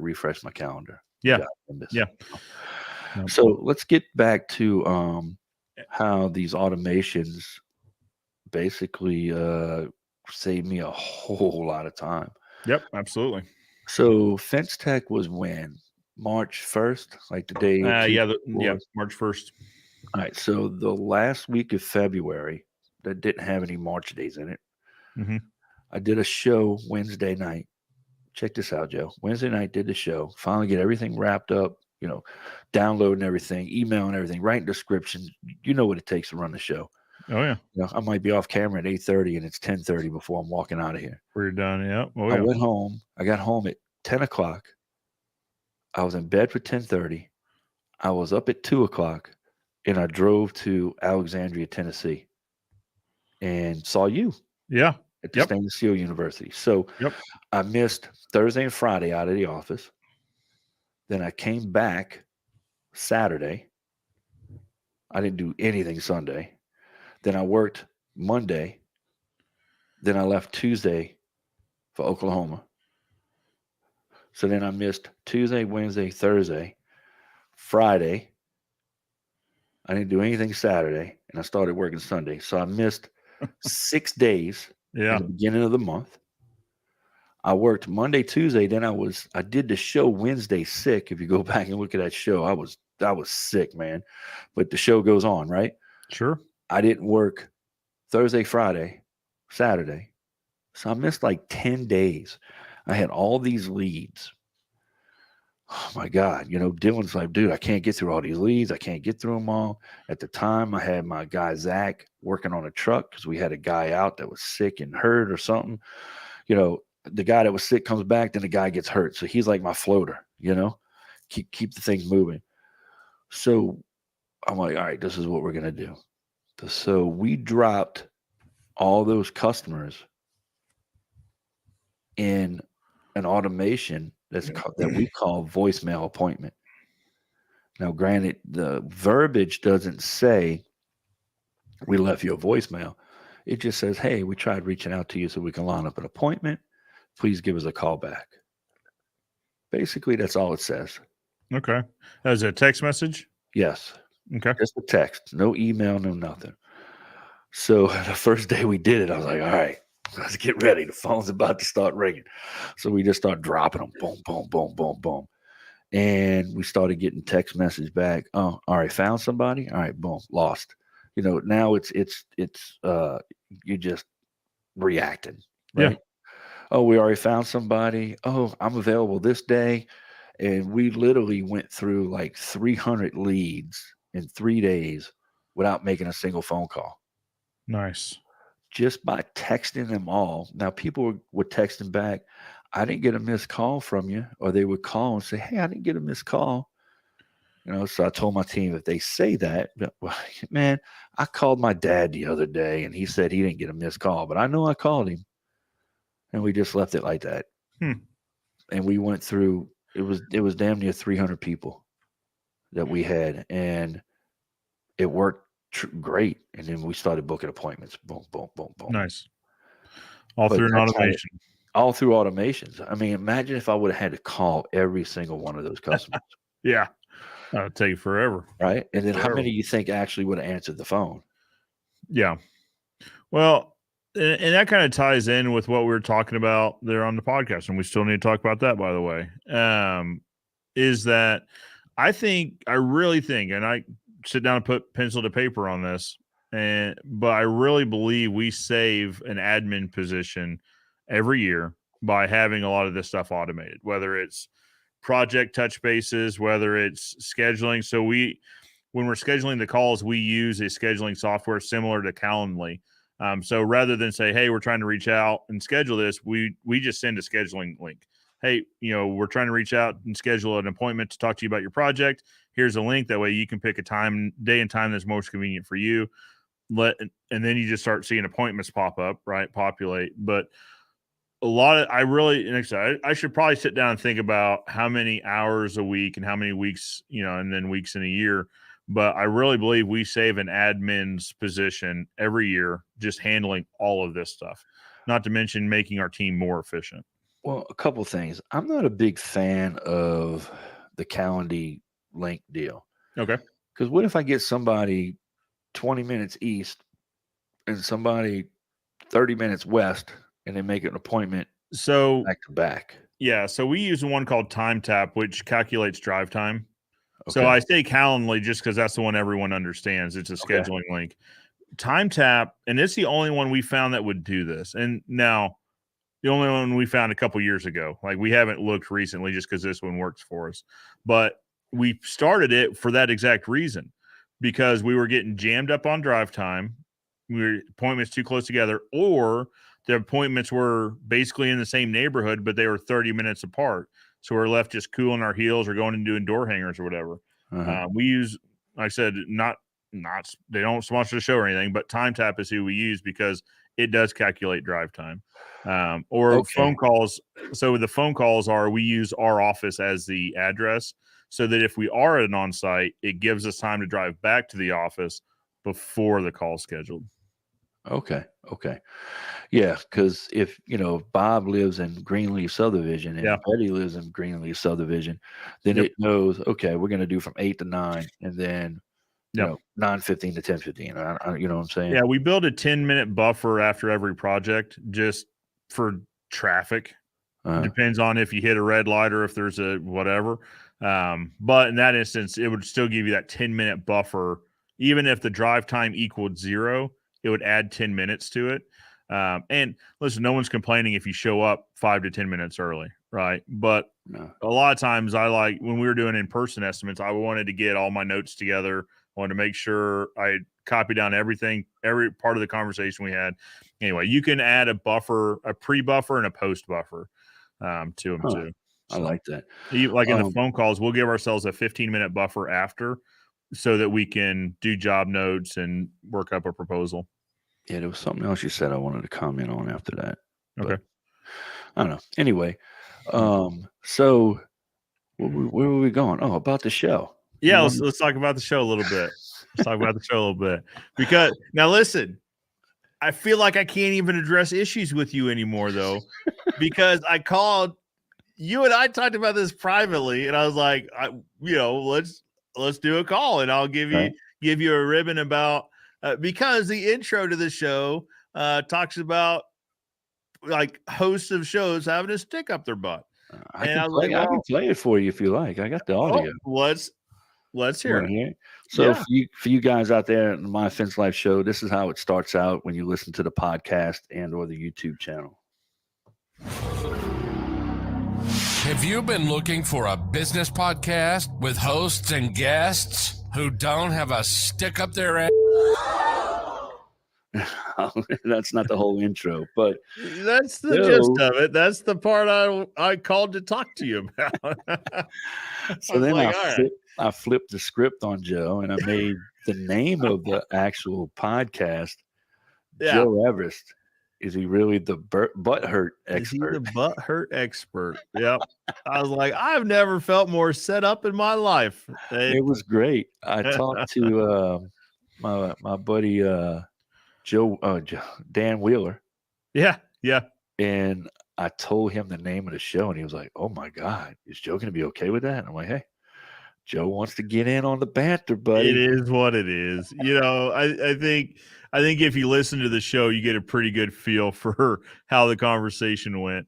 But Dan didn't realize it, but I set him up too by telling him the name of the show.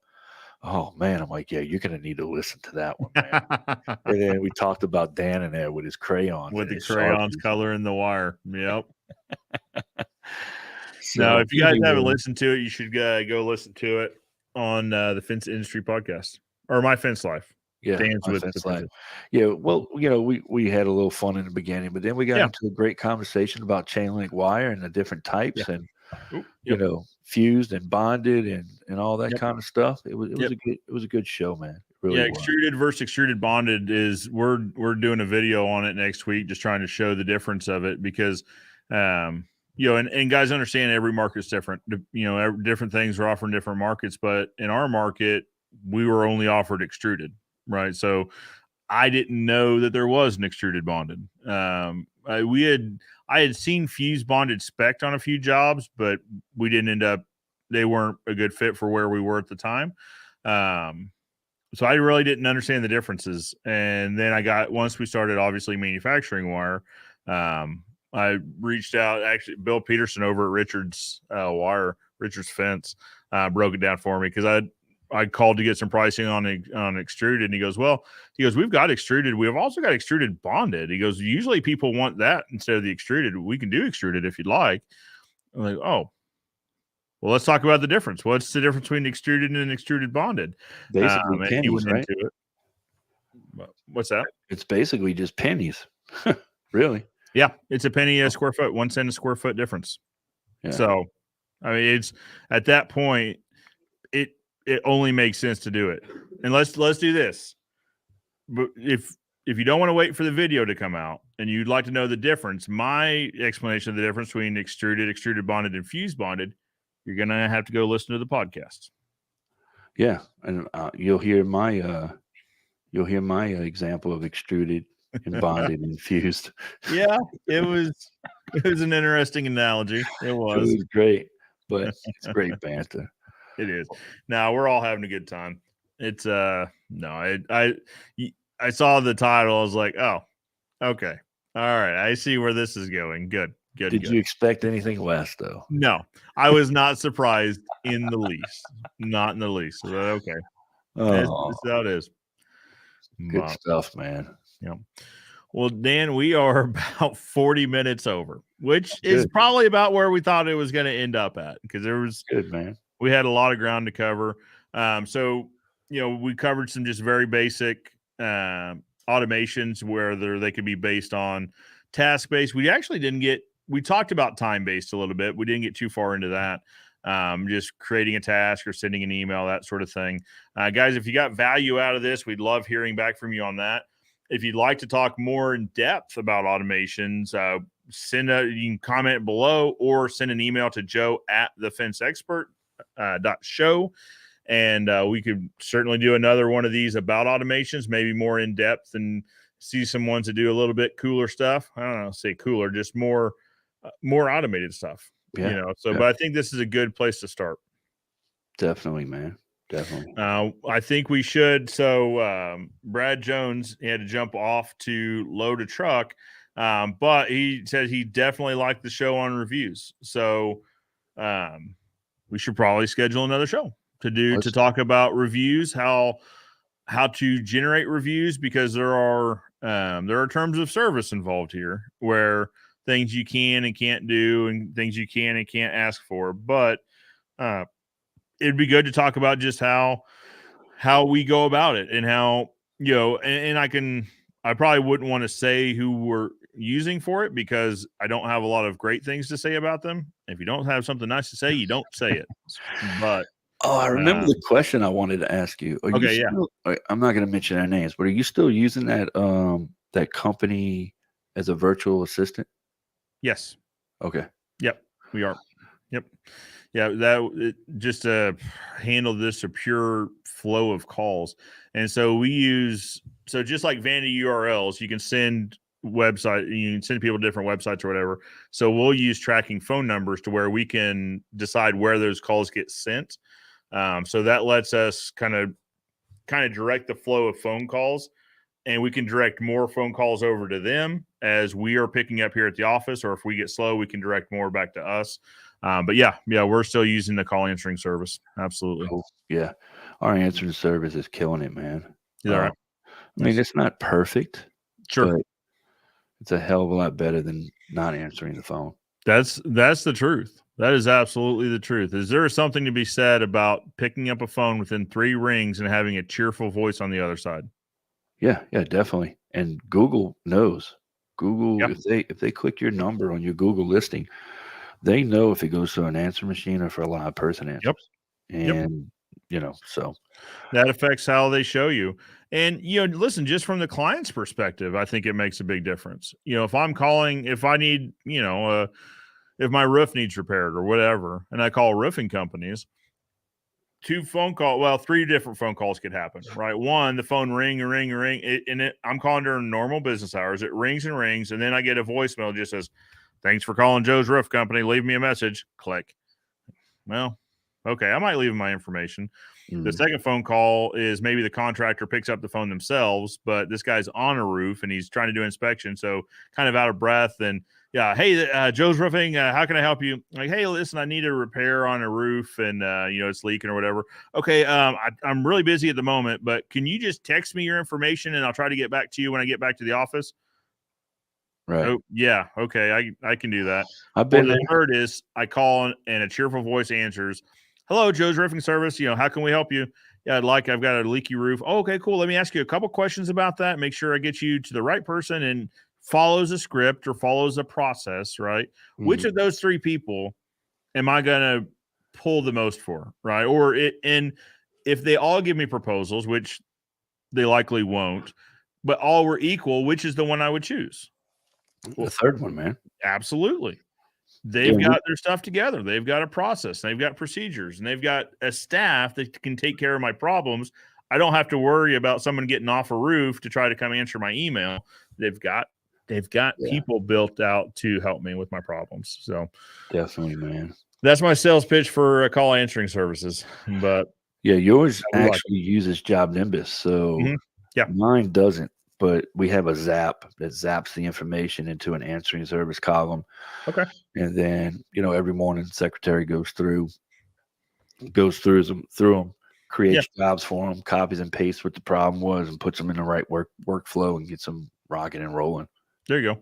You Yeah, know? I mean, listen, there's going to be trade-offs, right? No way about it. So ours answers phones during normal business hours, right? So if you call outside of business hours, you still get a voicemail. It says, thank you so much for calling. You're calling outside of our normal business hours. If you'll leave a message, but as I understand it, you've got one that handles calls after hours. Yeah. So what we did is we have our answering service set up to where if we're on the phone and can't answer during the day, it rolls over to them. Nice. That's between 8 and 5 p.m. Mm-hmm. But then from 6 a.m. to 8 a.m., they answer the phones. Okay. And then from 5 p.m. to 10 p.m., they answer the phones. Nice.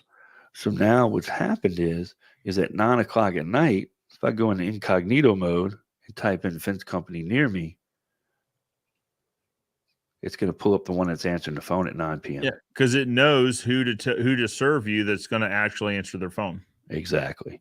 I like that a lot. Well, and if we're talking about ideal demographics, I mean, professionals is one of our ideal, as a category, professional industry professionals is one of our categories that we look for. Well, I'm driving home at 5:30 or 6 o'clock at night, right? And it's because it's outside of my business. I'm working my business, I close it, and I go home, and that's when I start making my calls. Exactly. Right? Is when I'm on my way home, because in the middle of the day, now I'll try to get to them, but a fair amount of the calls need to happen after hours. When you had talked about that, I was like, you know what? I bet that's right. I bet there's a lot of people like me that want to try to make these calls after hours or on their way to work. And it's nice having somebody answer the phone. Exactly. We get a lot of customers that will call at 6:30 in the morning wanting to leave a message because we're coming there that day. Okay. You see? Yeah. Well, nobody's answering the phone. And then there's a voicemail. Sure. Well, it's a whole lot nicer when I come in the morning and, my secretary opens up that lead board, opens up her email, and she'll see that we had a voicemail, not a voicemail, but we had an answering service deal, because if they're already a customer, it doesn't recreate another customer. Yeah. Because it's designed to where it just sends an email to us instead of creating a new customer. So they'll go in and, oh shoot, this guy called at 6:30. Hey, are we going to such and such today? Yeah, we are. What's that message say? Get it put in there and at me in it. So then we can handle it, get it to the crews. And I mean, like, we had a guy that said, hey, don't block my mailbox today when you come. He called on his way to work. Called the crew, hey, don't block his mailbox. He's waiting on something. Yep. Yep. Very good. I like that. We should have a whole conversation about this, Dan. There's several conversations we need to have, I think. SOPs are important, man. Yeah, I agree. Let's do this. You've got the scheduling link to get on the show. Why don't you jump on there and see if there's another slot open that you could slide into, and we'll see about having you on. Maybe the next one talk about reviews, and then have one talk about call handling, that sort of thing. Yeah, I don't know if we could do a whole one on reviews. Maybe we could. It could probably be, but together, Typically the shows are an hour though, so we're at about 2 hours. So I don't know, or maybe we could do both. Maybe we could have one that's for both. Let's address Jeff's. Braden's sitting back there in the room. He's like behind the camera going, come on, man, dang, shut up. He's like, listen, we still got some review videos to film after this, and I'm not trying to be here all day. That's probably what I would be thinking.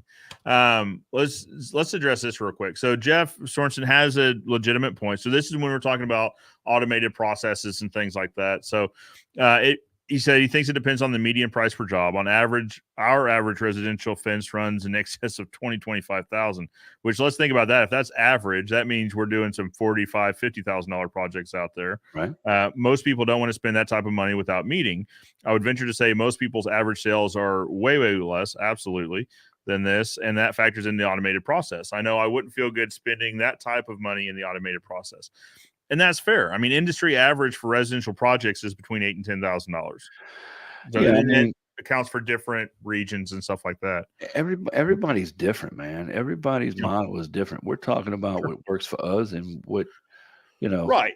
Well, and when you talk about, our average job is $8,500. so if we do four of those a day, then that gets us to one of his jobs, right? Or one and a half, whatever of his jobs. So, I mean, that's the thing. Yeah. If we were doing jobs that average $25,000 and we only had to do one proposal a day to meet our production quota or whatever, we could absolutely afford to go out on site. Yeah. But I mean, I sold a $24,000 one the other day. Nice. Didn't leave my desk. Measured, sold it over the phone. Yeah. And financed it right there over the phone, and then ran the payment through. But it sounds like Jeff's doing just really custom stuff. I mean, to get to $25,000 on average, like I said, that tells you some of his projects are $45,000, which for us in our area, those are few and far between. You know what I mean? Like when we're talking about, a really nice pre-stained wood, cedar fence on steel post would be between $50 and $60 a foot. You got to build quite a few feet to get to even $25,000. So it just depends on what your business is. If you're a completely custom shop in a market that's really affluent and you can get to this, and you only need to do one or two proposals a day to hit your numbers, then you probably can't afford to go out. But when we really need to hit 4 at a minimum, 4 to 8 proposals a day at 8,500 on average, then we use automation, right? Or we use our process, our online quote tools and stuff like that to help us get from that. At 4 a day on sites is pushing it. Like that is a slam day, and that's if nothing goes wrong throughout the day. To be able to scale that, we use the online quote tool. But I think I've seen some of Jeff's comments on Facebook and so forth, even on your show and mine. I think maybe Jeff needs to start his own podcast for companies that are large companies, man. I'd love to hear questions. It. Could you imagine a business that their average tickets are $25,000? I mean, we're talking about a business that's, 10, 15, 20 million a year. That would be phenomenal to take a peek into that business. Yeah, absolutely. Definitely. But anyway, all right. Well, Dan, why don't you schedule time, come back on the show. We'll talk about reviews, call centers, that sort of thing. I'd like to have you back on. I think this has gone really well. Sounds good, man. I'm just glad that you want to have me back. Hey, it's always good talking to you. Always good talking to industry professionals that, about systems and processes, because I enjoy being a student. I'm always trying to learn, especially when we're talking about, the reviews, right? Or bringing texting into the business. Like this conversation is just as much for me as it is for anybody else. So for that, I'm really thankful. Dude, I picked up a job yesterday from automation that was 120 days old. Now you got to understand, he's been in the follow-up for 120. That's not all the days. So it's 120 plus. Right. When he went through the automations of getting set up and all this stuff, and the automation said, have fence, will travel. At this point, it's 120 days, right? Let's have a little fun with the automations. Right. And the guy's like, well, if you have fence, then you need to travel because I'm ready. Okay. So, done. And it's not a far job. It's right here in town, but it was just, I figure I'm going to have some fun with it at this point. Yeah. 4+ months after the fact. Yeah. Let's have some fun with them. Well, and we didn't even get into like the follow-up sequences, right? So once it's paid and closed, 6-month follow-ups. Hey, you want to make sure everything's still looking great. Want to make sure for us, we do a lot of wood fence. And so the gates need adjusted. Even with steel posts and steel frames, they need adjusted from time to time. Hey, want to make sure your gates are still working really well. We offer a lifetime workmanship warranty, which are included in that. If you have any questions, please let us know. Also, did you know we do this, and this service as well, right? Yep. You can upsell or cross-sell into other stuff. We've gotten a fair amount of work from that. And, if you're still satisfied with your work, we'd love if you shared a review if you haven't yet, or let others know about your experience with Ozark Fence. We get a fair amount of business just from the automated follow. It's once they go into paid, it's every 6 months, like clockwork for eternity until they become active again. And then of course that sequence stops. But good stuff, man. Absolutely. Anyway, all right, Dan, get on the schedule. I'd love to have you back again. I'm going to get on it, man. I got a little bit of work I'm going to do today, and there you go. then I'm gonna go relax. It's kind of funny, man. It's like we're like the pre-show before tomorrow. Well, I don't. I'm not going to claim to be the opening act for Easter Sunday. I don't. No, That's what I thanks. feel like right now. I feel like we're the opening act, man. I Everybody's don't know about that. Wait. I'm going to look for lightning clouds to come out here in a few minutes. All right, brother. I'll talk to you All right. later, man. Y'all keep Guys, on sensing. I appreciate you guys all tuning in, staying with us this long. For now, Joe Everest, the fence expert, reminding you that good fences make good neighbors. And I'll see you next time. All right, guys. And we'll press end.